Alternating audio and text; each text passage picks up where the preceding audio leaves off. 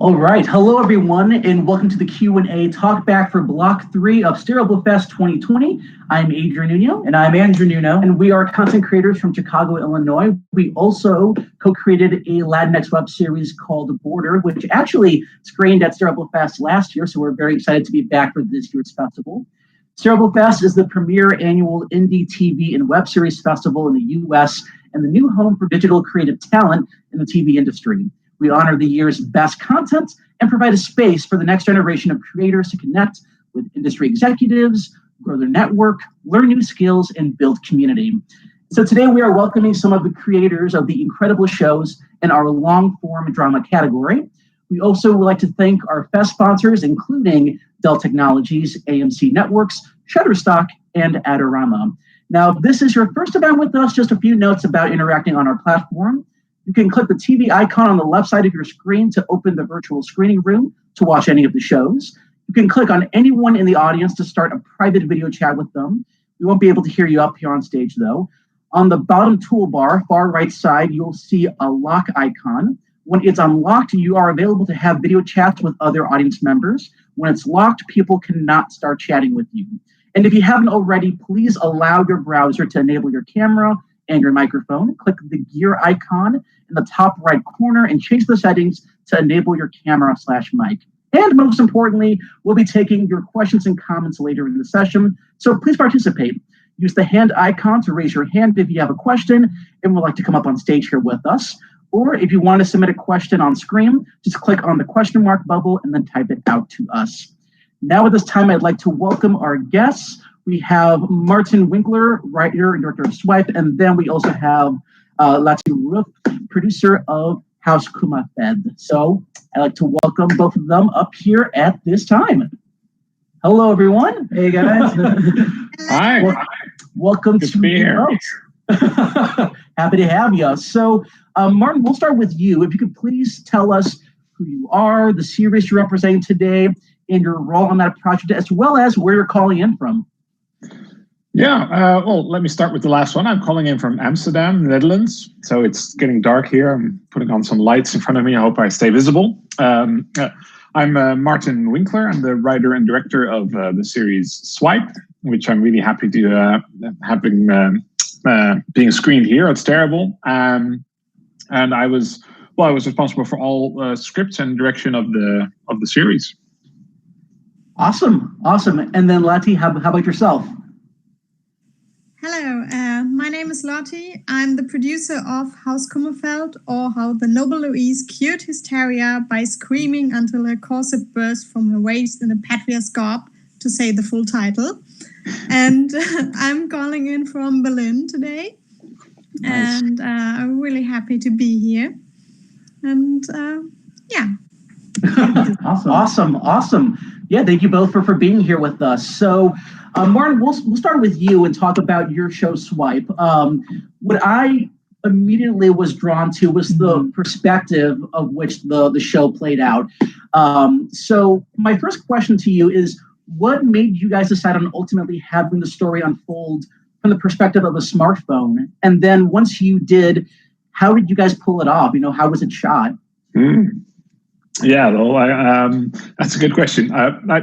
The reason I made the show was I wanted to make something about the love-hate relationship I have with my phone. 'Cause I love the device, I love what I can do with it, but I often hate the person I become when I use it, because it totally sucks you in and it just wins out from real life, which is and I really hate that it overpowers me so much. So I wanted to do something about that, and I thought, well, the best visual icon I had in my mind was the gaze on the phone. If you look down on your phone while you're busy with it, somehow you still see a bit of your surroundings, but it all becomes a bit blurred, and you're just completely focused on your phone in visuals, but also auditively. And there's the relationship with real life, which somehow you hear a bit, but the phone somehow manages to win. So that was my main vision from the start. And I thought, well, then the only way to do this is to really tell the story from that gaze, to really put the phone right in the center of the picture and, emulate the gaze of the phone as everybody recognizes it in somewhat of horror or discontent. So that was the idea, and then we had long sessions. Okay, how are we going to do that? There, we started with visual effects. How can we do green screening? Can we do rotoscoping? All that, because it's pretty hard to get the phone and everything, the typing and the messages and taking pictures. And at the same time, I really wanted the real life around it to be part of it, even if it's obscured by being blurred. But it was really difficult. And in the end, what we did was no visual effects at all. We built a rig. We actually attached a real phone in front of a huge camera, basically. And we had around 26 iPhones behind the scenes with all these accounts. And because it's real interactions, it takes place in long shots, no edits every time, it's huge takes. So it was like a military operation to prepare this, to rehearse this. We rehearsed for weeks and tried to set what we're going to do. It was writing the script while we were rehearsing and everything. And then eventually we had it all set up, and then we shot it. And the editing was really fast because it was just selecting the right takes, and that was it. That's awesome. Yeah. And before we go to Lotte for a question, I just have to ask about this because the accident scene looked so realistic. It looks so real. And I have to ask, how was that filmed? Because it was just so well done. Yeah, no, that was an actual stunt. It's an actual stunt to like jump on the car, and the windshield was actually broken of the car. We have like a behind the scenes footage. It's pretty amazing if you look at it. We had a stuntman who came from Germany, actually, who's specialized in these kind of stunts. He does this kind of things. Right. Yeah, we took about half the day rehearsing because the timing is very important. And the crazy thing is we had this big stunt, and then we had our iPhone stuck right in front of our beautiful camera, which seems to be really crazy to film it through an iPhone. But that's what we did. And it was the right timing, the right camera move, because what he does, he jumps right before the car actually hits his legs, because that's obviously not the right thing to happen. And he manages to jump, and then his shoulder hits the windshield in the way I wouldn't be able to do it, but that it keeps him alive, and he jumps off. And right outside of the shot, we had a lot of people with medics waiting if anything went wrong, because I wanted the shot to continue after that. They had to play on and shout, and they were hurt and everything. So it was, and we had one shot. It was one option because we couldn't do one. So it was really quite nerve-wracking to set that up. Yeah, and then after it was done, I called cut, and everybody was completely elated. Yeah, it looked so much better than we'd hoped, really. So I guess a lot of preparation, a bit of luck, I guess. But professionalism from this great stunt team, definitely. Absolutely. Yeah, absolutely. And actually, for our project that we recently just shot, we had to deal with a one-shot situation as well. So we know exactly what that's like, and it came out wonderfully. So good. Kudos to you. So Lotte, we'll go over to you now for the next question. When we were watching your project, the first thing that we were just completely blown away with was the title sequence for your project. So our question for you is, how did you decide on the title sequence and ultimately what the backdrop would be? Well, it was really an early idea to take one of these old paintings you had in the area where Haus Kummerveldt takes place, and but we didn't want just to have a painting, and we wanted to support this dark feeling and the dark humor of our series. So we built up all these beautiful fruits and flowers, and then we waited for, I think, 8 weeks and just let it rot. And we had 3 cameras taking photos all the time, so we could do a time lapse.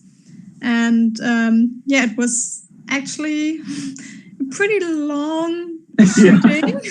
Yeah. And it was really horrible afterwards because it stank so much. It was unbelievable. But it was totally worth the work, I think. And it was also pretty fun. No, absolutely. That's fascinating, the process that you utilized to get that title sequence.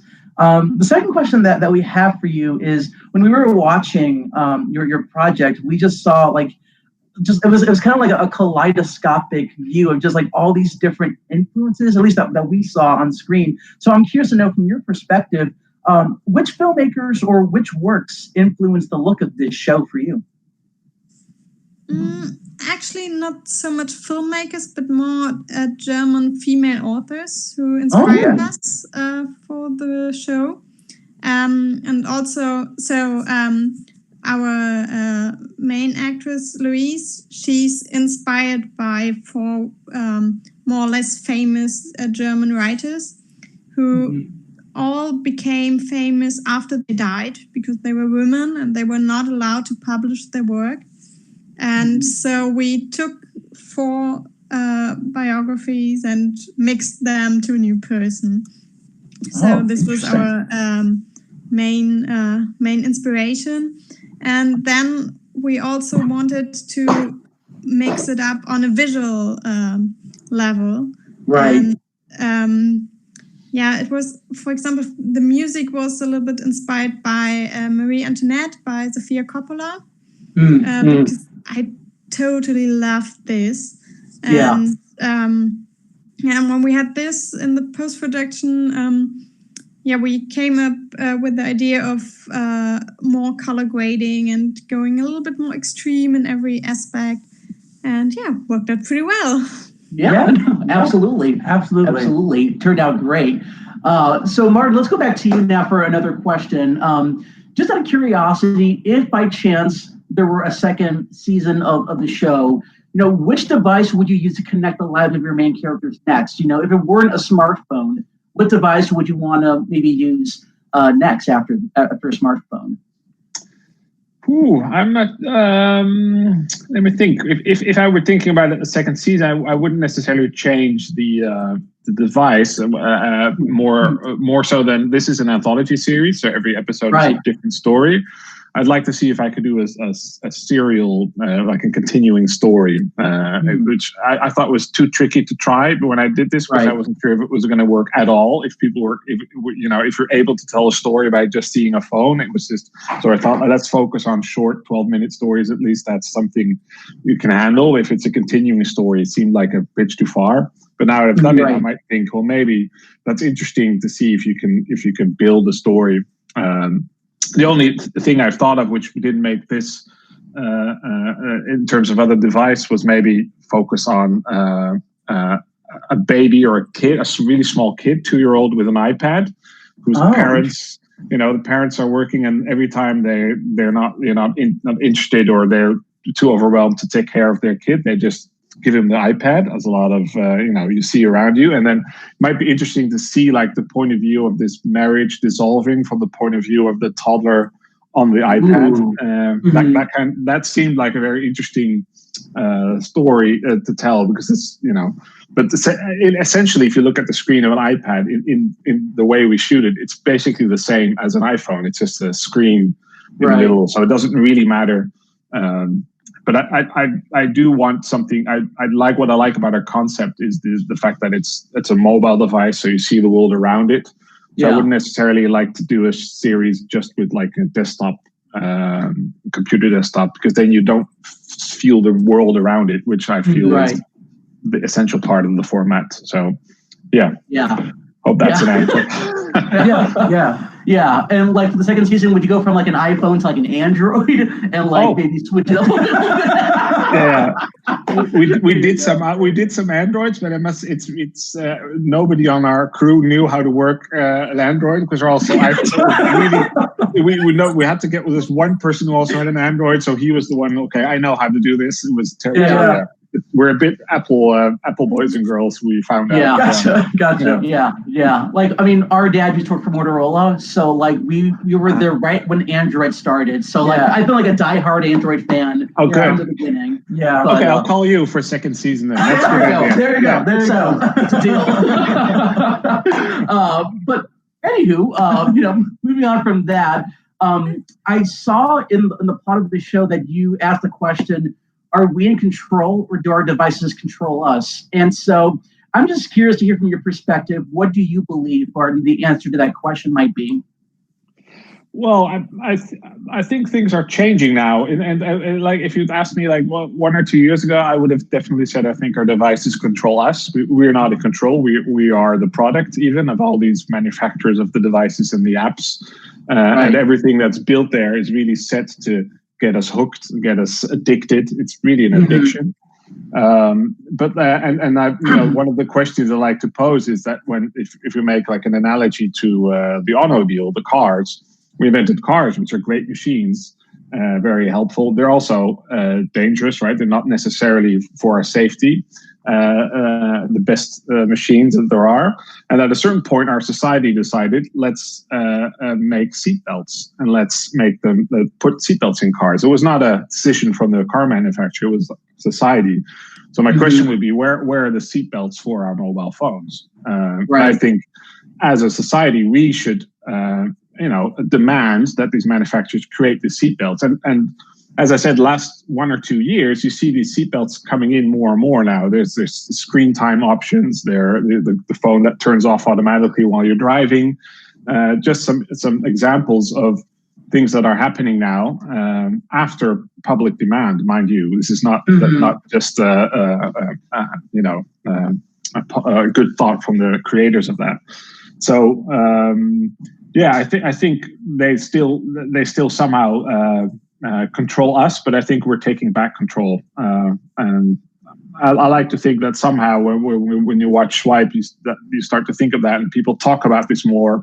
We talk about it in schools here in the Netherlands. The show is shown in schools, high schools, and we have a lot of discussions, and we see a lot of more awareness from these kids, and really kids asking manufacturers and their government to step in and regulate more, so it's safe. So it's something we can enjoy, because I don't think we should throw the devices away. They're really great, but I want to be able to be in control of them instead of the other way around. So absolutely, definitely. All right, Lotte, over to you. So our next question that we have for you is, how did you decide to approach the production design, and how did you go about finding your locations? Well, our locations were all in the Münsterland. This is an area in the west of Germany, which is really beautiful. And luckily, there are a lot of castles. And I mean, really a lot. So while scouting, we were in the one castle, and then we came out and we already saw the next one. So there are a lot of manors and castles, and it's really, really beautiful. And there aren't so much film crews in this area. So many people were really happy when we came there and asked, hey, we're doing a web series. May we shoot here for some days? Right. And they were really, really supportive. And so we had we shot on 5 different manors. But added them together as 2. So gotcha. Right. Nobody realizes that. Yeah. Gotcha. Yeah. No, that's really, really fascinating. Yeah. No, I love that, because we were watching this, we just loved how just authentic these locations felt, and it really helped us just kind of get absorbed into the world of the project. So the last question that we have for you is, what was the most challenging aspect of this show for you, and how did you go about overcoming it? Oh, God. A lot of challenging things. So first of all, there's this kind of rule in filmmaking: no kids, no animals, no water. Well, we had everything of it. And it was, on one point, it was really hard with the kids at the casting, because we had to have the little versions of our main cast. So child actors to find is really hard, and now they have to look like our actors. It was really hard work, but it worked out pretty well. And actually, one of the girls is really the little sister of the elder actor. So kind of a family production in the end. Gotcha. And then we had to find all the animals. So we have a little pig, we have chicken, we have horses. We also had a peacock, which didn't land in the final version. I'm really sorry about that. And I think I forgot some animals, but we had a dead duck. You can see over here. Oh, okay. Oh, there it is. Yeah, nice. It was dead before, so no animals.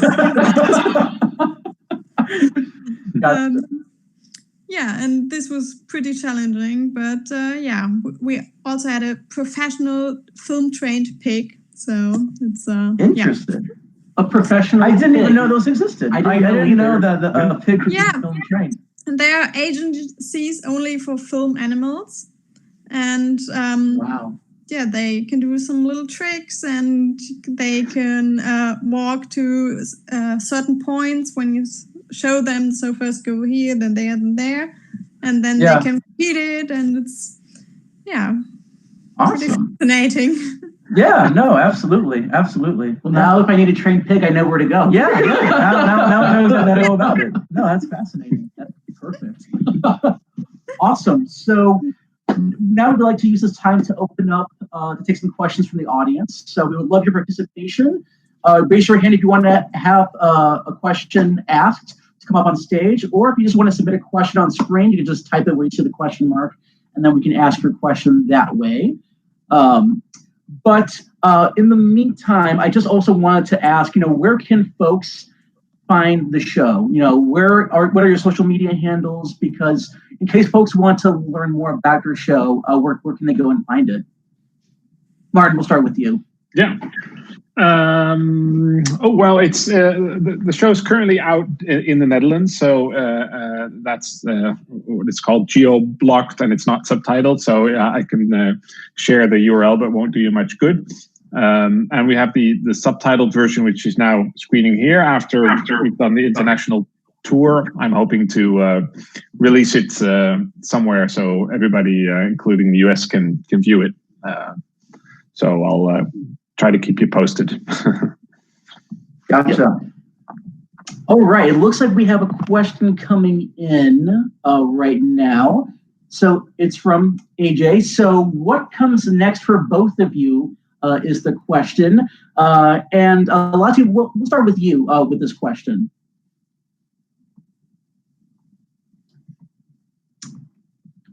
All right. Looks like we might have no, yeah. So, there we go. Okay, he's back. All right. Back. Yep, all good. So the question is, what comes next for both of you? And we'll start with Lotte. Well, good question. For me personally, I just started studying my master at Film University Babelsberg here in Potsdam. And for Haus Kummerveldt, I hope there will be a second season, but right now it's just my dream. So gotcha. Fantastic. Yeah. And then Martin, how about yourself? I'm just finishing post-production on a new web series I made called Heat, a climate change thriller about the impact of a heat wave on a rural area here in the Netherlands. So still finishing doing the final touches on that, and that's going to be released here. And after that, we have a funding system here in the Netherlands. So we have a film fund, and I applied for that for a feature film script, which got granted. So I'll be writing my feature film debut in the months after this. Yeah. Oh, wow. Very cool. Well, another congrats on that. Thank you. Awesome. Yeah. And then Lotte, just over to you. I know we didn't get to hear from you yet about how people can keep up to date with the project, where they can watch it, things like that. Well, the whole season isn't published yet, Gotcha. but you can see our first 2 episodes here at Stareable. And you can follow us on Instagram at Haus Kummerveldt. And you can be up to date about our festivals and where we're going to be published soon. Awesome. And or just have a look at our homepage. And Right. Awesome. Yeah. And then, Mara, I know we heard from Lotte already what was the most difficult part for her as far as making her project. But I want to hear from you, what was the most difficult part for you when it came to making your project? There was this. The technical challenge was huge. Just to think it and to do it and to rehearse that because it was like, just as an example, we have the setup with the real phone is hooked up to the camera. As soon as you move the phone, just turn it a bit, like 2 inches turn. That means our camera guy had to jump for 7 yards in the background. So that was like huge. Wow. Construction. So that meant like it was rehearsing a dance choreography almost every time we moved, because I wanted to move. I wanted to be mobile because it's about mobile phones. So I wanted as much movement as possible. So that getting all that technically done was a whole challenge. And then as a director, I think the challenge on top of that is to make sure the series is not just about the technical achievement. I don't want people to say, wow, that's technically really interesting. I want people to really be gripped by the story and by the acting. So how can you get this, the story across and have an emotional resonancy despite all this technical thing surrounding it? That was for me the hardest, I guess. Yeah, absolutely. And we have a question that's coming in. We have a few minutes left, so I think this can be our closing question for both of you. The question is, what's been your other favorite shows to watch during the lockdown? And Lotte, we'll start with you. Favorite show during the lockdown? Oh, that's hard. There are quite a bit that I've watched myself. So, yeah. I think it's a German series. It's called Germany 83, about a spy in East Germany. And just a week ago, I think the 3rd season was released. So I watched the 1st and the 2nd season again, and then the new 3rd. And I really loved this show. And it's also a historic piece, but not that far back than Haus Kummerveldt, but in the 80s. And a really good thriller. And I can only recommend it. Awesome. Noted. I'll put that on my watch list. Yeah. And then Martijn, how about yourself? I was really gripped by the series Chernobyl. I think it's HBO Sky series about, of course, from a European's perspective, a very big, important event. And I loved how they managed to tell this story about this huge, real life event which happened, but transpose it to the human level to focus on several characters who you care about and focus on. So it becomes a really gripping, emotional story. And at the same time, telling the story of what happened behind the scenes on the larger scope. That I think that's always what drama is about, telling small stories of human struggle or emotion, and through those small stories tell a larger story. And I think Chernobyl manages brilliantly to do that. So I was gripped by that, and it manages to give, I tend to look at gloomy series. I found out during the lockdown there's no room for comedy, so I don't know, it somehow fit my mood. Fair enough. Yeah, no, it's kind of a similar thing with me as well, whether it's Netflix or Hulu. I kind of find the same amount of shows like that as well. Yeah. Like one show that I watched was Normal People. I don't know if anyone has heard of that. It's a show based in Ireland, and I just thought it was really, really well done. So, is it good? Yeah. Good. I've read the novel. I love the novel, so I'm waiting to see the series. But good to hear that it's a good show. Yeah. It does. Yeah, absolutely. So yeah, I think that just about wraps it up for this Talkback session. Absolutely. So like Andrew said, it's about time for us to wrap up. But again, I just want to say thank you to the amazing creators, Martin and Lotte, for sharing your experiences, your insight, and all that you've gone through making your shows. Thank you again to the audience also for participating. We love seeing you all here and being a part of this impressive community of creators.